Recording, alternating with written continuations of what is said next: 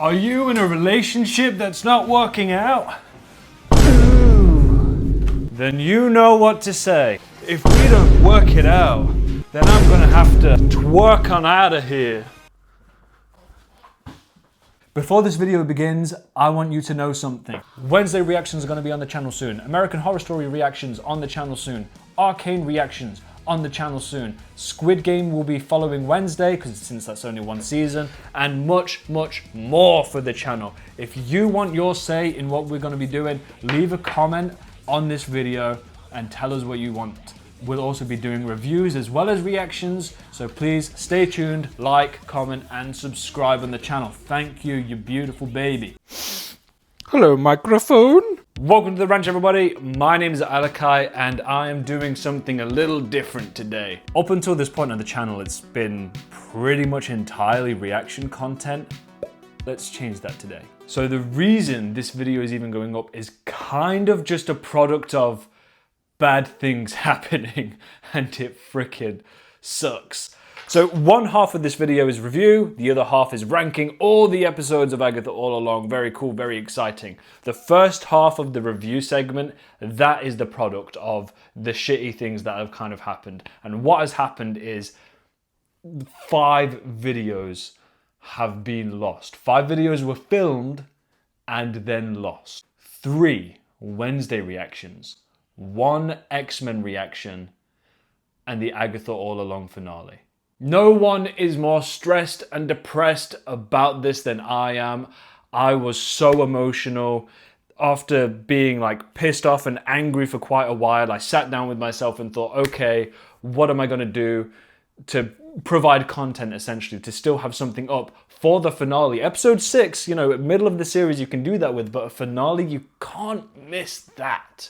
You know, so that's why, you know, I'm doing this video right now. It sucks, but something that I desperately want you guys to know is mistakes only happen once at the Purple Wrench.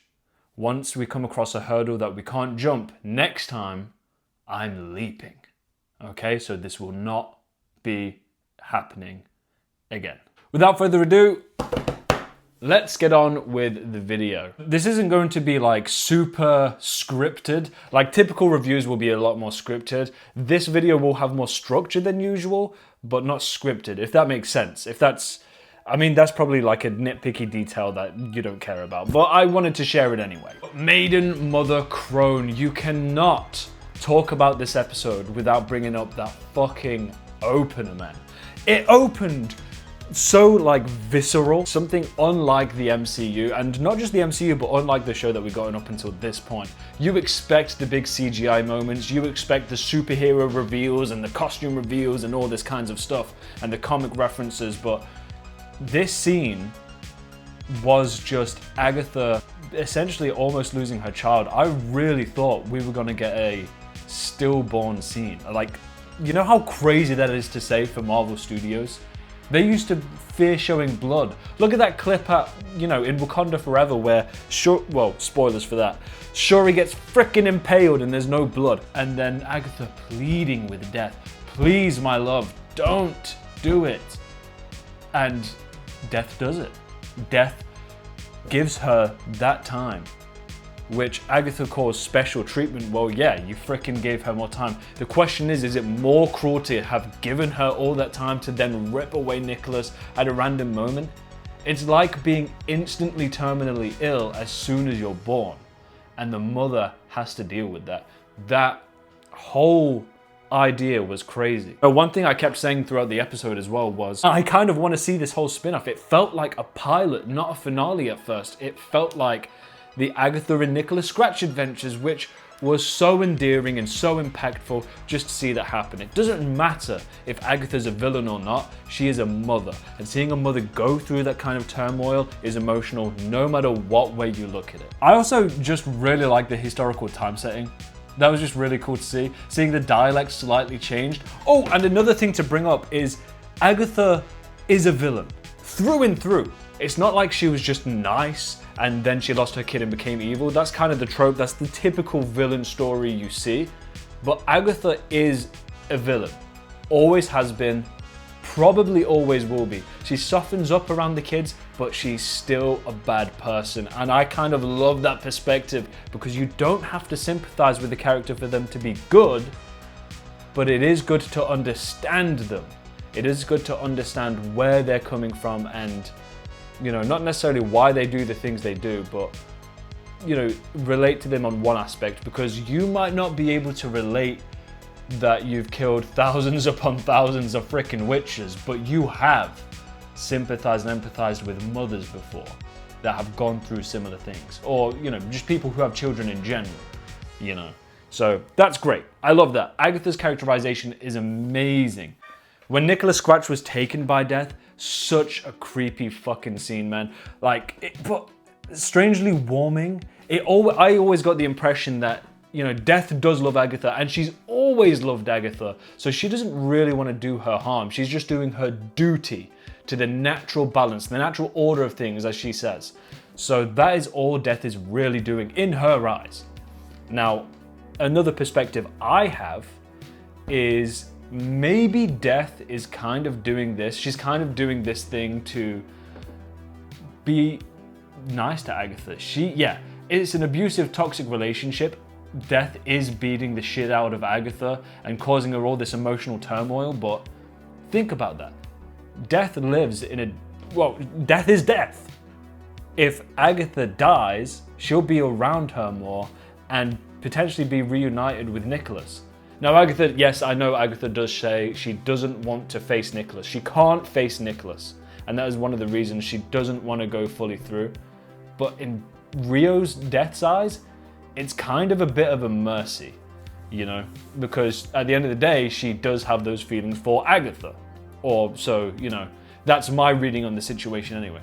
We discover now that Nicholas Scratch created the ballad, which I found really funny, because if you go back now and Agatha is saying, with Coven 2, burn and brew with Coven 2 and glory shall be thine. That doesn't make any sense. yeah, with Coven 2, it's two people. Blows my fucking mind. It's crazy. It's such good writing. A little joke like that becomes an actual plot point later on. And that is fucking amazing, dog. That is so cool. I'm getting ahead of myself. They create the ballad, and the ballad is used to just destroy, kill all these other witches. And when you hear that song again from episode 2, it's so twisted this time. Like when I heard it, it didn't sound the same, even though it was the exact same song. It sounded darker than it was before. It was horrifying. It shook me to my fucking core, this song celebrating Agatha killing all those people, especially the lyrics that goes down, down, down, and it's like witches just dropping down, down, down. Brutal, and it's so good. And also, side note, seeing Agatha in all those outfits, oh man, she fucking rocked it. Especially that leather jacket rocker chick look. Oh man, that was fucking awesome. Probably the best scene of the episode for me. I really love the idea that instead of having the big CGI battle as the finale, that was the penultimate episode. So that was kind of Game of Thrones-esque fashion. They did it second to last, kind of got it out the way because pretty much they're like, we know you nerds want to see the big CGI fight.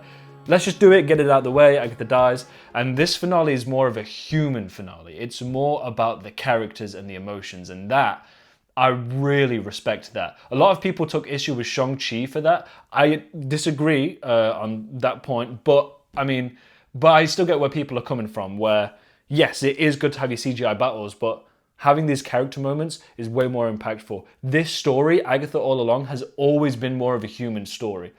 It's kind of the swap of like what WandaVision did. Yeah, it was really emotional seeing Billy go through what he went through. The idea that he created the Witch's Road is such an incredible idea, because he's exactly like Wanda, and when we get the flashbacks of, you know, everything that happened, it's so good. Agatha is a freaking opportunist, man, and she worked with what she had. She's so wormy like that, and I love that. It's so cleverly written. Agatha is not redeemed by the end as well, and I really like that, because death shouldn't always mean redemption. I have very strong feelings about that. But, I mean, they made her character so interesting, so cool. I can understand if it's a bit unsatisfying for the regular viewer. I don't know typical opinion right now. I've not really been online and seen the discourse, but as far as I'm concerned, it was really great. But I do get why if people end up being unsatisfied with the ending, because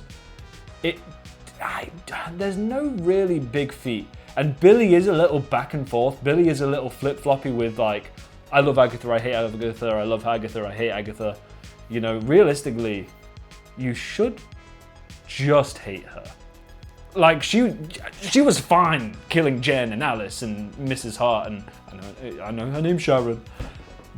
But Billy likes her, I guess? I don't know. Obviously, there'll be a character arc later on. I did see a lot of your guys' comments. I know Jack Schaefer seems to not be handling the Vision Quest series, so if there is like a Wiccan, Agatha, you know, movie, TV show, whatever, that would be really cool to see it wrapped up. But yeah, the conflict at the end, the human conflict, pretty good, but I don't know, maybe we needed a bit more space. But yeah, that's my thoughts generally. I know it was very brief, very quick, it wasn't very scripted, but that's my thoughts on season 9 of... Season 9? Definitely not. That's my thoughts on episode 9, the finale of Agatha All Along. Now, we are going to rank these bad boys. Okay. This is exciting. It's time to be flamed in the comments. Number 9, episode 2, Circle Sewn with Fate, Unlock Thy Hidden Gate.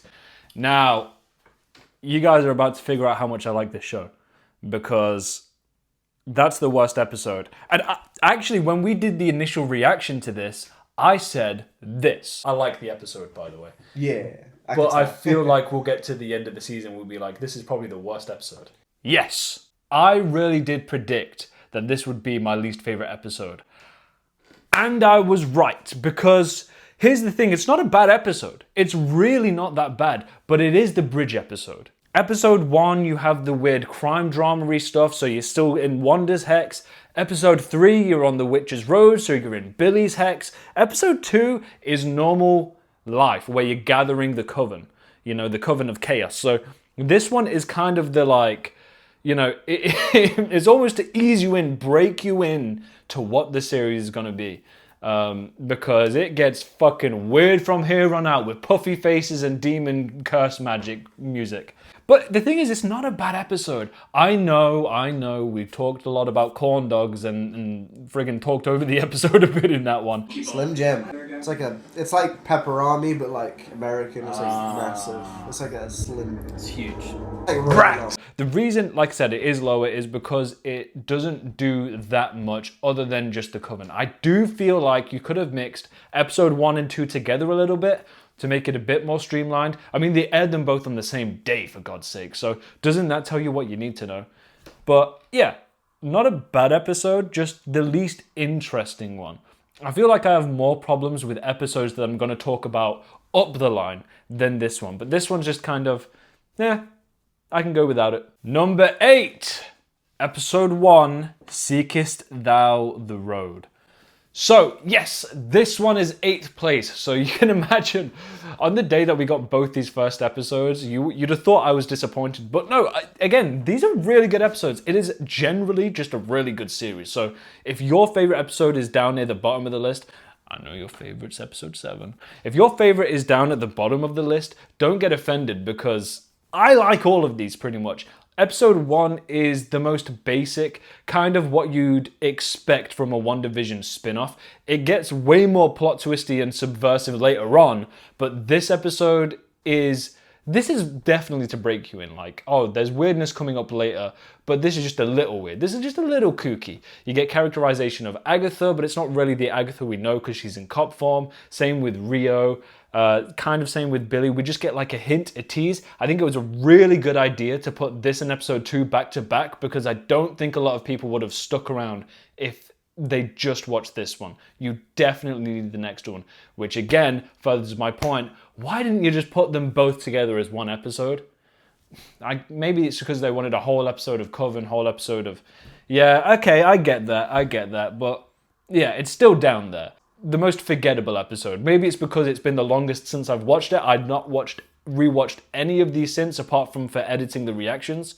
But yeah, that's my placement. Number 7, episode 3, Through Many Miles of Tricks and Trials. Once again, you might have thought in the first couple weeks that I hated this show or something, since the earlier ones are so down low.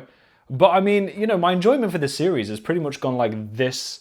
You know, if you were to put it on a chart, it's pretty much gone like that. So that's actually kind of a good thing.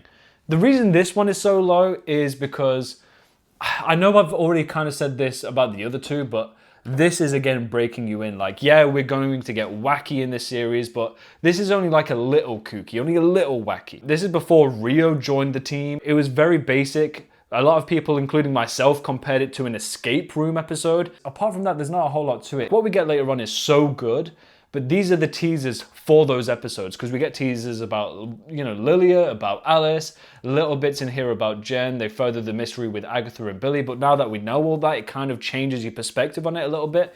I hated originally when I saw the puffy faces. I thought they were going to go a bit too camp, but luckily they actually like did that pretty well. They weren't like that the whole episode, so that was fine. I don't love how callous they were with Mrs. Hart. God, I'll forget. Oh! What the fuck? They just killed her off like that? But at the same time, it was kind of a good choice, because it like is a character you don't need to use, but they showed the stakes. I think I'd have more problem if this was WandaVision and Wanda didn't care about Mrs. Hart. But these are very jaded, very old witches, especially with Agatha as the lead. I'm kind of okay with them not fleshing out like the guilt that you should feel. But I mean, that would have been other episodes anyway. But in this one, yeah, very basic, but still very fun. I really liked it still. Would I rewatch it? Yeah, well, I mean, I'm going to rewatch all of these when it comes to when I do the Marvel Mania reviews, but overall, this was an okay episode. At this point in the series, I was very much feeling, this show's good. I don't love it, but it's good. It's, you know, it's got that Marvel charm. But definitely in the next episode, and then what's next on the list, I definitely start feeling it more. Speaking of which, number 6, episode 5, Darkest Hour, Wake Thy Power. I know! Stop! I know how popular this one is. Believe me, I know. It is the second best performing video on the channel. Okay, so I understand how popular this is. So please don't flame me. I loved the episode as well. I really dug this episode. First of all, I love 80s. I love horror. I love the way Rio laughs at being called deaf. I loved this episode a lot. The thing that killed it for me the most, the runtime. It is way too short. Like 27 minutes? That is crazy talk. It needed way more space to breathe. And not just space to breathe, but like just merge it with another episode, you know? Everything in the episode is fine. I think it's really funny and charming the way all the witches like come together. I think it's really fun Agatha pretending to be Mrs. Hart. This is the episode that brought in the emotion. Episode 4 brought in some emotion and excitement. This is just pure emotion, especially coming off of episode 4 to see my favorite character from the show die. It won't kill her though, right? Oh my god! What the fuck? No, stop! Was hard to watch, but you know what? It's good fucking television. It was great.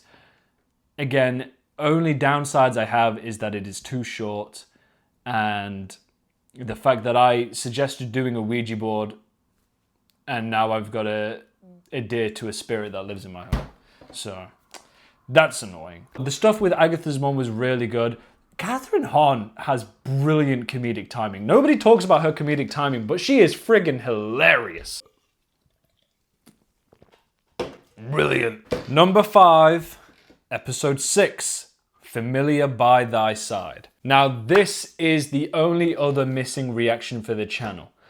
And I gotta say, it's pretty fucking great. The only issue I have with this episode is the same issue I have with WandaVision's episode 4. It's brilliant, it's good, it gives a lot of context for the series, but outside of the context, that is exciting on initial viewing. But outside of the context that you now have, the only other things it has going for it have to be good. Now, I think this episode is way better than WandaVision's episode 4 because it made me really, really care for Billy. I felt so emotional going from this episode, knowing what Billy and William have gone through, the guilt that Billy must feel after William's death. And I feel so bad for the parents as well, because they're having to deal with a son they believe has amnesia, which is heavy enough as it is. But then you add the fact that William doesn't even get grieved. He's dead. He's fully dead. But his parents can't mourn him. And they'll never know that their son is dead unless Billy tells them in another project. But as far as we know, they'll probably never know or believe it. They'll probably just think William's, mentally ill or something like that. They also introduced Eddie, which I'm pissed off we never saw again in the show, because Billy and Eddie's dynamic was so not just... I'm a bit of a sucker for romantics, I'm not gonna lie. And their relationship, not only was it so cute, but they were so funny together as well, man. So they're just such an endearing couple, man. I'd love to see more of that once we see Billy again. But yeah, this episode was really fun. The inclusion of Ralph Boner was fine. I didn't mind it. I was very shocked to see friggin' Evan Peters come back in such a minor role. But it was good. And it's the episode that made me go, okay, I know Alice is dead, and Alice was my favorite at that point. But it made me go, okay, I'll keep watching this show for Billy, because I really love Billy. And to see his development from this episode, it kind of springboarded him amongst like two other things in the episode. Technically, you'd call it filler, because you could mix this episode with episode 5, but having it a standalone thing and it just be about Billy, I love that. Because again, I love Billy. I hope to see him reunited with Wanda and for him to not hate her. That would be nice, please and thank you. Okay, next up, number 4, episode 9, Maiden Mother Crone. Yes, we're back talking about the finale again. I did really love this finale. Again, with it being so character focused, I really appreciate. This is Agatha All Along, which means that while they did put a lot of thought into all the other characters, they put the most thought, of course, into Agatha. And this is very much an Agatha episode, which is really funny because in typical fashion for this show, a character has their big moment and their backstory resolved or revealed or, whatever like that. But when it comes to Agatha, they did the opposite. She died and then had her episode. Which is kind of the same for William when you think about it. So, in this episode, I've already spoken about it enough. The reason it is lower than the other ones, and originally when I did this list, I put it at number 2, but then I really thought about it. It will probably change if you ask me tomorrow, but I really thought about it again. And I think it's here, because the other ones are so great. This one's great as well, but it is that reason of I can understand if people leave unsatisfied, because usually in an action movie, the final conflict is a big, CGI, but, big fight scene, whatever. This version of a fight scene is, a conversation. And I love that. That's a positive. But I don't feel completely satisfied between Agatha and Billy's relationship. I don't feel like that final fight scene really... I don't know, the punches didn't feel like they hit, if that makes sense. And it doesn't seem super satisfying. Maybe it will in the future, but where I am sitting on it right now, it's not a perfect, neat bow ending. But everything that preceded that final fight, Agatha's backstory, wonderful, brilliant, perfect, 10 out of 10. If it wasn't for that ending, it would have been a 10 out of 10 episode. But it's sitting at like a 9.7, 9.8. It's just that little tiny bit, okay? But yeah, really love it. But now, I'm excited because we're talking about the top 3, baby! Number 3, episode 8, Follow Me, My Friend, to Glory at the End. This episode I adore in many ways and hate Crazy that there's a thing that I don't like in the third place spot. It's kind of like one of those things where I said 2 episodes could have been smushed together. This felt like they could have been separated the way this show typically does episodes, but they put them together, and it's so much better for them being together because we get the big final fight against death that we all know was going to happen, but we also get the trial, the Earth trial.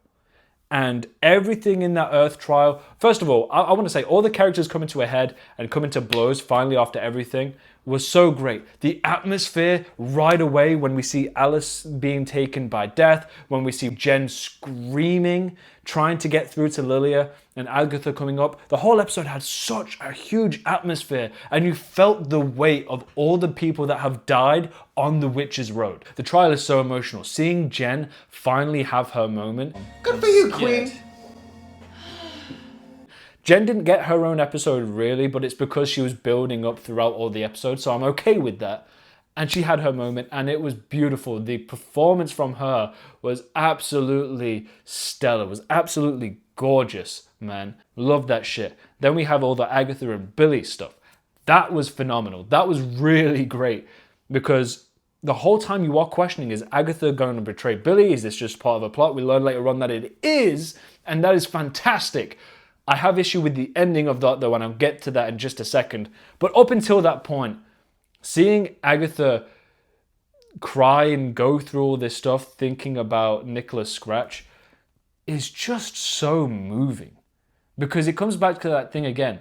Yeah, she's evil.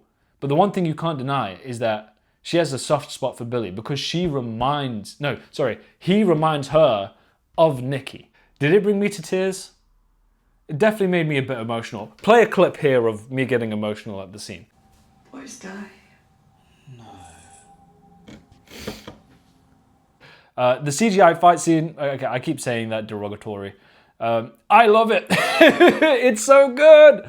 Seeing Rio fight off against Agatha, I mean, it's fucking awesome. And it's indulgent, yes, but I love it. Seeing Wicked come in with his fucking whoosh and giving the power to Agatha, what a fucking hype moment, man. You can't tell me that's not hype. It was so good. Dude, I shouldn't be excited. She's a bitch, but oh my god, look at her. Oh, man. Yeah, I really enjoyed that episode. The issue I had was the resolution. She betrayed Billy, then the resolution was all Billy had to do was, send a message to her going, Nikki, question mark. It's like the Martha thing. By the way, I've not watched Batman vs. Superman, but I know the meme. It's like saying Martha, he's just said Nikki, and that was enough for her to go, actually, yeah, I will die for you now. Yeah. I mean, it's a great episode, but that felt a little forced, a little rushed. And then this is the episode where we do get the reveal as well about Billy creating the Witch's Road. So it is really good. I really like it. Yeah, good episode. Let's move on. Coming in at number 2, we have episode 4, If I Can't Reach You, Let My Song Teach You. Now, this episode was beautiful, was magic. Magic music to my ears, if you will. I feel like I don't need to say anything, just watch this. Solo! Oh! This is amazing! And you should understand how much I love this episode. This episode made me a big fan of this series. It goes full camp. Like, you have episode 1, 2, and 3 where it's kind of playing it a little safe. Then episode 4 just blows me away, man. It really sold me on this show, really sold me on Alice. I'm gutted that we don't see Alice again, but her character is made better by the fact that we don't see more of her. It is fantastic. Having Greg Nicotero on board to design the demon curse thing was fucking incredible. Greg Nicotero does the makeup for The Walking Dead, and he's won awards for it, I'm pretty sure. So, amazing. And Alice's storyline, it's not just the musical number. The musical number itself is fantastic, but the characterization of Rio being around now, her interacting with Agatha throughout the episode, Alice finally lifting that curse felt so cathartic. The performance of her was also incredible, by the way. The outfits, Woo! I think Lilia wins for outfits on that one, by the way. Lilia looked phenomenal. After the musical number as well, we have a really nice calm moment. Calm before the storm, really, because Alice dies next episode and it ramps up a lot. We get a really nice moment where they're all around the campfire and you can really start to feel that camaraderie with all of the witches. And that's really sweet. And it makes such a bigger impact for when Jen gets her powers back, when Lilia has her episode, when Alice dies the next episode. It makes all those moments feel better. And this is the best case of pushing the narrative. It's not just mystery box, find out in the finale kind of thing. What they do here is they have actual conversation. You have character growth around these things. You have a Rio lampshading the whole Billy mystery by saying, Agatha, he's not yours. And I love that, because not only is that like a potential hint for what's to come, it's also character work. It's character arc for Agatha and for Rio. And it's just so good, man. I want to watch it again. I'm going to watch it again. Number 1, episode 7. Death's Hand in Mine. It is not a brave statement at all to say this is my favorite. I think it's everybody's favorite and should be, because this episode did something so incredible, so moving, not just story-wise, but one of the comments that I loved that we got on the episode 7 reaction was this one. I mean, you made the comment public, I know, but I'll still rub out the name just in case you don't feel comfortable with me sharing it. But I love this comment because it created a whole new perspective that I didn't even think about when watching it.